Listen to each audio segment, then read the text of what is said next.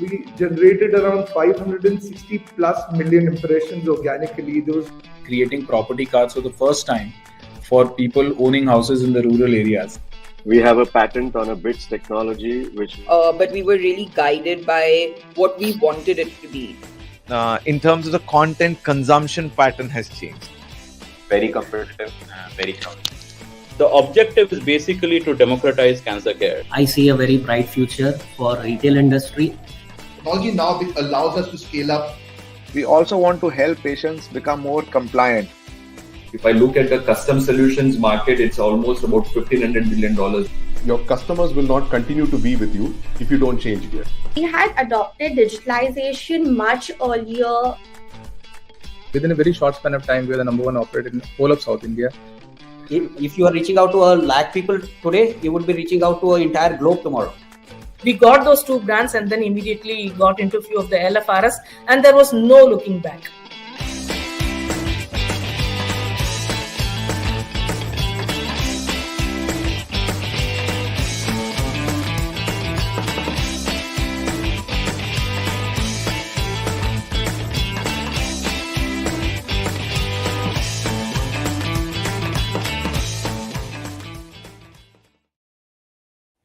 Hey, good morning, everybody, and welcome to the 22nd episode of Ascent Talks.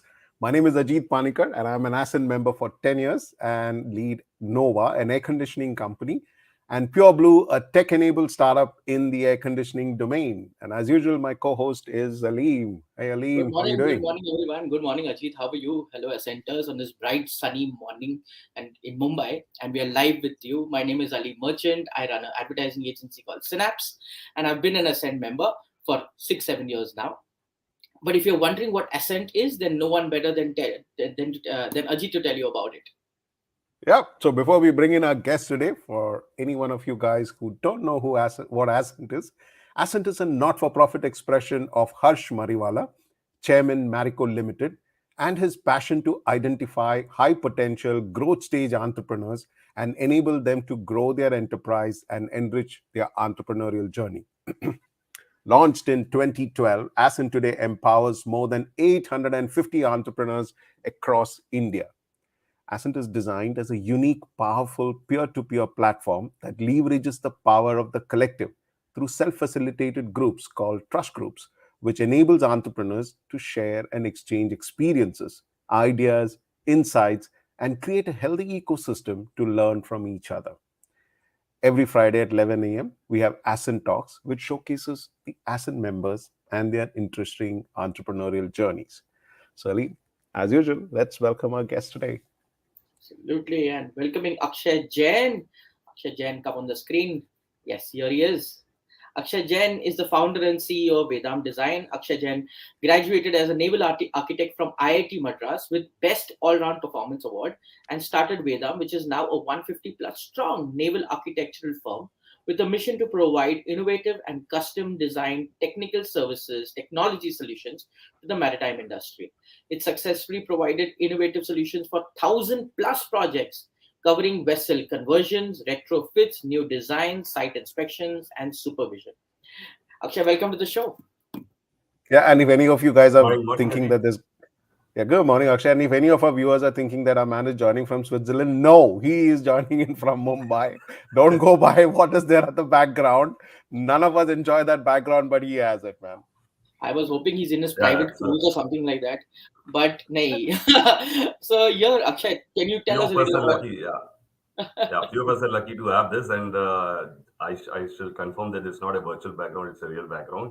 If you want me to pick up the cycle, I can pick it up and show you too. But yeah, I'm really lucky to have this office, and actually that is what motivates more us, right? The nature and the fun part of it. So while we are all entrepreneurs, right? So but this is something which is the core, which we try to put the core in the organization. So that is why we need to try to strive here.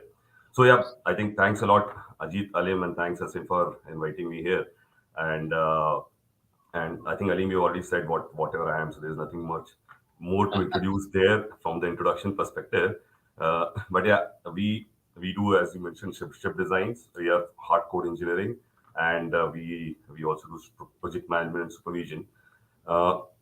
I would like to little bit speak on how we started. I think that is what will be interesting. So and more I'll focus here more on the entrepreneurship part of it rather than the ship designer part of me, right? So we started. We were just three of us started, and I was 3 years out of college. My other two co-founders are 1 year out of college. We were very young. We were working out in South Korea. This is the biggest shipbuilding hub, and we learned a lot from there. And we were young. We were not very experienced, but I mean, it's all in hindsight when we look at it. I think two important things. What we looked at it is all three of us had very strong drive to do something big and something new, and we were ignorant. I think it's ignorance is bliss, right? So we were ignorant. We didn't know that what we're going to start. It's not for the young guns to do. I mean, our biggest competitor currently in India is 30 years bigger than us, right? In terms of the number of years in the company, right? So, but we started we had a strong drive, and second, I think what was important is mutual trust. We had a very, very important and deep mutual trust among us, which had helped us in all ups and downs, and to ensure that we continue to grow. That is there, and then we started a lot of things we thought, but when we started entering, we realized, okay, what we knew is very small percent of what the whole industry is about, right? So, but I think the passion for doing and for solving the challenge that helped us go through. I remember in the beginning when we used to pitch to the clients used to say, have you done this? We said, no. Can you do this? Yes. How will you do it? Okay, give us a day. And then we'll go back, do Google search and calls, and then figure it out the way. And then we'll go and pitch again. Next day, the customer will say, oh, it didn't sound that intelligent yesterday, right? So, yeah, we knew it. We just wanted to pitch to you better, right? So, and then we got some customers, and that helped us. And then of course, in the beginning, what we thought would be simple, but it came out very, very complex projects. But I was lucky to have other co-founders who were like real techie brains, and they could solve all the issues. So that helped us going. And I think today also, most of the time customers come to us because they say somebody told us that if you have this kind of challenge, only Vedam can solve. You go there, they might have not done it, but you ask them, and they will come honest, and they will figure it out and solve it. So that is how we started, and that is has been most important aspect of growth for us so far. Very cool. That's amazing, Akshay. Absolutely. And when we listen to your business also, it says, yeah, ship designing. I mean, you don't find every second person or in business who says that, yeah, मैं ship बनाता हूँ. And that also you built a global business kind of stuff, So one is, tell us, what are the opportunities in this industry? I mean, is that so big? Or is it that you guys are like really way ahead and there are no many players? So what are the kind of opportunities that you have? And, maybe a little small example for our viewers to understand when you do shipbuilding. Can you share a story of a ship that you designed so we have a better clarity as to what your role is within that whole thing? Okay. So just to touch upon, so this is first in the industry. So industry is big. It's not very big compared to retail or manufacturing or generic industry, but it is big enough for multiple players like us to be there. So unfortunately, we still have a lot of competitors. Okay, so people sometimes come across and say that, oh, ship design very niche. You would have monopoly, right? That's not the case, right? So it's big, it's small, but the competitors are big enough for this particular industry, right? So we need to also keep innovating and keep growing. That is what is important. And what is another challenge what we have, because of the drive for the growth, we have grown into multiple different offerings within the industry, and hence we come across various different type of customers for different offerings, right? So every segment we come across various different competitors, so that becomes another challenge. So as an example, I think so in the journey of a shipbuilding, unlike cars and trucks, ships do not have models, right? You cannot just go and buy a Honda City or a Jeep Compass or one truck or Boeing like that. So every ship is built to the specification, right? And every ship is ideally meant for one particular trade. Okay, so or one particular objective. Like for example, if I would like to speak about two projects. So there was a client in Nigeria, right? They drill oil from the land, and from the land they need to transfer the oil from land to the sea. From there it gets exported, right? So they were trying pipelines and they were trying various different trucking routes and everything. And Nigeria being the safety risk and everything, that became a big challenge. And that's when we came in. So it was more of in the beginning, a consulting part of it, that how you can even transport that oil via the rivers. So we go there, we review the rivers, I sail through the river, see what are the challenges in that river, what are the waters available, not available, turns, curves, and then based on that we identify what is the right type of ship you can carry, and then we do the calculation of per ton transportation cost, per ton mile transportation cost, and then we come up with that object. So then we do a concept design, that is a rough broad size of the vessel, and then we do the detailed design and try to come up, and then in Nigeria, they have to build in Nigeria. We handhold them in building there also. So we don't build, but we assist them in identifying the contractors. We do the quality control, project management. So we try to cover the entire life cycle of those ships. And then now the rivers are better. This is I think 6-7 years ago, and the rivers are better. They're better, more water and more infra. So we are upgrading these ships to be more efficient now. So these are the things what we do, right? Just to pick up another example, in India, let's say, if you've heard of, there was a challenge in South India. A lot of fishermen were caught by Sri Lankan army, right? So in that zone, there's a challenge that there was a regulation that you cannot do crawling. Okay, you cannot do trawling. So fishing, there are two ways of fishing. You can trawl the bottom and then grab it, or you can do liners, like normal liners, right? So but Indian fishing boats are all trawling boats.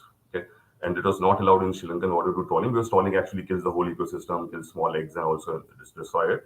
So then what we did is we designed the long liner for them. And so there are tons of long liners available in the global, a lot of designs available, but they're not fit for the Indian market, right? Cost, the Indian crew, the Indian challenges, right? So we worked with the fishermen, we went there, we identified what are the challenges you have. And then based on that, we try to design that, and we design them, and not just comfort, but also at that cost. Fishermen in India is like, it's not industry, right? It's individual.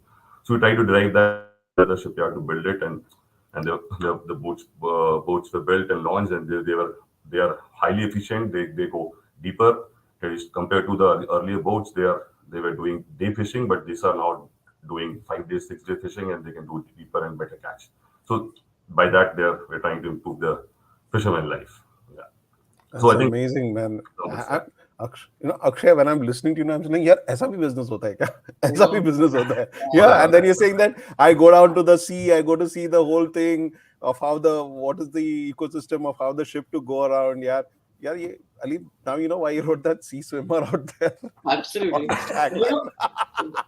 In our business, we design television commercials. So whenever the TV comes on, if my television commercial is on, so I show my daughter, yeah, this we made. You must be like, somewhere traveling, ये ship हमने design किया. Wow, what a feeling. Yeah, I know. Design किया हो नहीं किया हो, लेकिन बोलता जरूर हूँ, ये मैंने design किया. My daughter says, "Daddy, why haven't you design cruise ship?" I said, "आएगा, वो भी आएगा, cruise ship भी आएगा." Absolutely. Super. So Akshay, I mean, it was very interesting when you said that, you three got together and built this business, but there was somebody much larger in this whole thing. So, and then also you saw opportunities in this industry. What are the opportunities you're seeing now as a growing company? I mean, you're still in challenger status. So what kind of opportunities do you see growing now besides building cruise ships? Huh? Sure. So, but to correct it, we didn't see opportunity then. We were ignorant. We were fool. We were young. We thought कुछ करेंगे तो कर दिया, right? And if we were as wise as now, if we were then probably there would a lot of challenges, because we knew the challenges. We would have not started. But yeah. Now, I think still there's a lot of opportunity. Our industry is moving towards digitalization and towards decarbonization. So shipping industry has been blamed for a lot of pollution, the biggest pollution, everything, but they don't understand that the transportation is also huge. But still, yeah, there's a big drive of decarbonization, and that's where we are working a lot. How do we reduce carbon emissions from the ships? So that means we are designing electrical boats, electrical ships. We are also designing methods of improving the existing ships to reduce the carbon emissions. So there are various ways. We do the studies, energy audit of the ship, and then try to identify where all the optimization can come in. So that is another challenge. Then we are also developing few digital SaaS products, basically for carbon reporting and for optimizing the fuel consumptions. So that is the drive which is happening in the industry, and we are trying to catch up with that drive. The future fuels also going to change. We all hear of hydrogen, methanol, but it's a little far for any application, and especially for the marine application, because the consumptions are big. The transit fuel is LNG, which is also a green, not the full green fuel, but it's greener than the HFO. So we are doing a lot of work on LNG. We convert the ships from conventional to LNG. Like, in the car, we put a gasket to convert from petrol or diesel to the gas. Same way we are trying to make a kit, but it's not as easy as, I wish it was as easy as just put a kit there and then do it. So there's a lot of things happening around decarbonization, and I see a huge opportunity. Whole industry is running after, and which also brings us advantage of that. People now are not asking, have you done this before? Because nobody has done this before, right? So now they're directly going to a question, can you do this? And then we say, yeah, we can do it. So that is a major advantage. And digitalization is another thing. So we have a digital solution arm where we are developing some SaaS products to digitalize the operations. So marine industry is very, very primitive and very slow in adopting technology, right? So it's very simple technology adoption. So while we are not doing generic technology or like ERP, CRM, but we are doing specific to the technical issues what they face. So some solutions developed around that. So Akshay, cars are going automated, aircrafts are going drone, all autopilot mode, remote control. Do you think that will happen in ships too? It's happening, yeah. There are autonomous ships which are come up. Not in India, yes. Maybe not in Southeast Asia also yet, but in Europe, Norway, there are autonomous ships. There are these are cargo liners. These are cargo liners which will be completely not cargo liners. Yeah. These are short fixed voyages, short sea or short duration. There's not too much of big cargo liners. Still, there's a lot of challenge. I mean, currently it's the same in the road, right? And with the crew also, there are accidents happening. So there's a lot of challenge in autonomous. Plus, there's a security, cyber threat issues and a lot of other issues also. So, but yes, the industry is moving to autonomous, if not fully automated autonomous ships, but a lot of operations are becoming autonomous.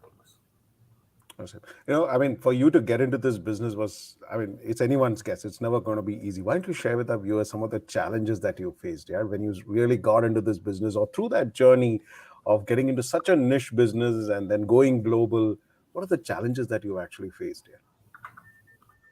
So, I think we have just 15 minutes left. Challenges, if I start talking, it will take the whole day. There are lots of challenges we have faced and a lot of challenges we are facing today itself. I would not say everything is easy and smooth, but I think one of the main challenges to scale. So our business is a kind of consulting model where it's not a product supply, right? So scale up the team, that is the challenge. But to some extent, a few years back, we had solved some of it.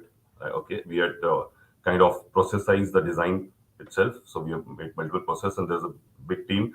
There's a good team of 7-8 guys who've been with us for the last 7-8 years. They are helping us in changing the whole approach and the way we design. Right? Globally, also we are among one of the biggest in the terms of number of people.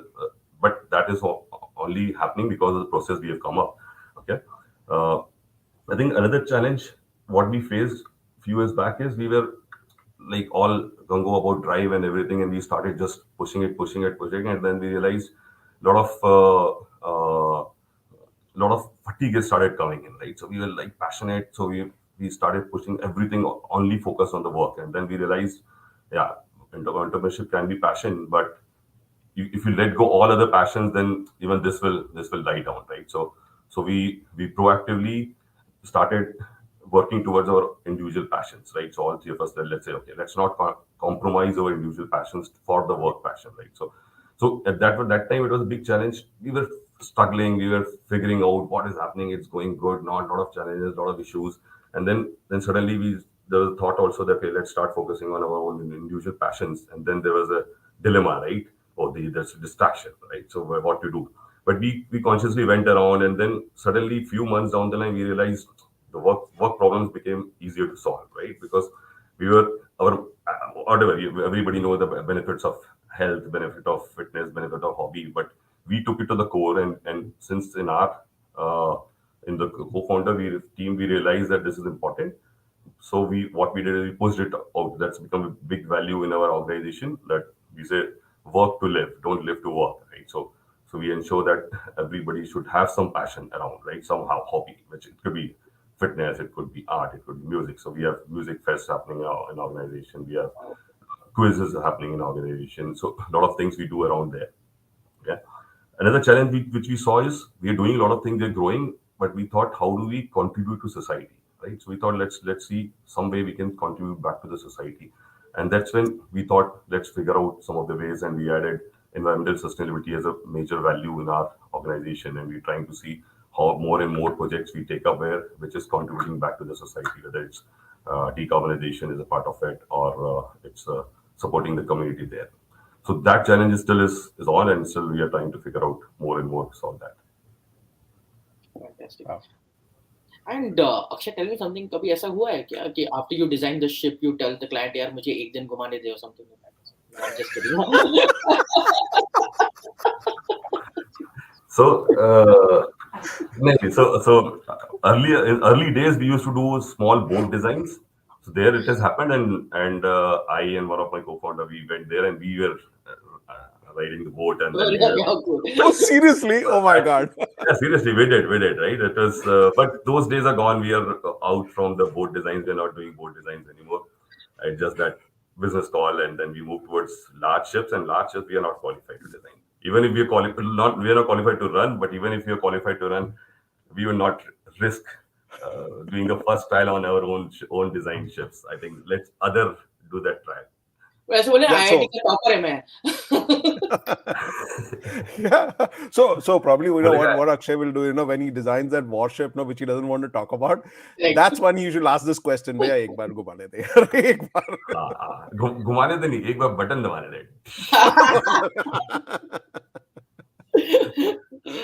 Okay, you've been an Ascent member for a while. Can you tell us about your journey with Ascent and how it has helped you in your journey in entrepreneurship also? Oh yeah, Ascent has been awesome, right? So I've been part since the first drive, almost now 10 years in Ascent. I've been part of 2 different groups. I had a sabbatical in between, but in the first group also, we were just 10, 15 people in our organization at that time. We're just like a kind of freelancers kind of working, and then being there, we learned that there's a way to grow also, right? So while the others were also small, but there was a passion across everybody, and that helped us push it through. The current group we have a very awesome group, Go Aspires, and what I think there are a lot of learnings, a lot of small tips, bits, and a lot of small things you will try to reinvent, and the people would have already done it, and they will say, yeah, simply aise karo, you will break your heads, and then and you can reach out to them off meetings also, and the people are there to help. But I think one of the main important things is when you go there and do check-ins, right? You realize that you go there, I have a big problem today and I will want to share, and then you realize by the time your turn has come, this problem is nothing, right? The guys here have lots of problems, lots of other problems. I think, and that is the most important aspect of Ascent. Then you realize that you're not alone, and your problem is not big. You can solve it. Others are there, and then of course the people help you solve that problem. So that is a great journey. Ascent has been a lot of credit for our growth goes to Ascent and the ecosystem here. It's amazing, Akshay. Akshay, before I actually get into a little bit of a personal side, I have one question to ask you. I know you've got global business, so you got a Korean customer, you got an American customer, UK customer. Their working styles are different. And you're into consulting. Language barriers you have, everything. How do you actually bridge all this when it comes to handling these customers across? Because you or your team a lot of it could be a lot of discussions, right? How does that happen? Yeah, I mean, I'm just trying to put my head together. How do you manage this thing? Different time zones. I mean, 3 बजे को उठ के यार meeting है ship building के ऊपर बात करना है यार ये डिजाइन पे. How does that work? I can't manage normal office. So ideally, I should say that we did a lot of training and we train people in all languages and all culture and everything, right? Okay, all those things are good with works, but we didn't do any of these. We don't have a big while we emphasize a lot on the learning, but not on this. I think customer satisfaction is one of the 4 important values what we have, and we realize the customer satisfaction has to be done by the individual itself, right? So what we say is, on that there's no strict process or system, right? At each level, you need to identify what does the customer need, and you need to figure out the way to resolve that or to provide to the customer, right? We have customers who are in Korea, so the guy is sitting up in the morning here, 7 o'clock, starting the meeting, and then the customers in US, and at the night 8 o'clock they're having a meeting. And Koreans are very methodological. Korean, Japanese, very, very methodological, and Americans, Europeans, they don't care. They want, but they want quick results. So we thought we will put different teams for different this thing and train them, and then so that it will be a good thing. But then realize, this cyclical. We don't know where the business is coming from. We realize, okay, let's train them on the consciousness about the customer satisfaction. We are still working on it. It's not that we are completely satisfied with what we reached, but if we feel that if the individual knows the value of customer satisfaction, and they think they need the importance of finding out what and how to satisfy this customer, they will figure it out. People are all smart guys. We have a great team here, and we have seen in many projects, customers after a year or so, they come back and then they're talking to us and say, "Oh, this project was good. So and so was awesome," and we didn't know, right? So that this has happened, right? So if we ensure that each and everybody is looking at customer as an important aspect and ensuring customer satisfaction, things would get resolved. And we are trying to drive that more and more. All right. So Akshay, we just got about 4 minutes to wind up, but tell us, other than shipbuilding, who are you, yaar? No shipbuilding or business hata ke pata. Tell us about your family, tell us about your hobbies, because they say entrepreneurs are too busy making money. They only make money. They have no hobbies, nothing, kuch nahi hota. So tell us about yourself, because you've already mentioned that you're a sea swimmer. Oh yeah. So for me, ship design is the only thing and most important thing. Maybe some of my office guys are also watching it, so for them. But yeah, as I said, we work to live, right? So we passion. So money is not the driver for the business. Money is needed so that we can live the other life, right? So we do it only so much that we can have our other life also. So I'm a bit adventure junkie. So I do a lot of adventure sports.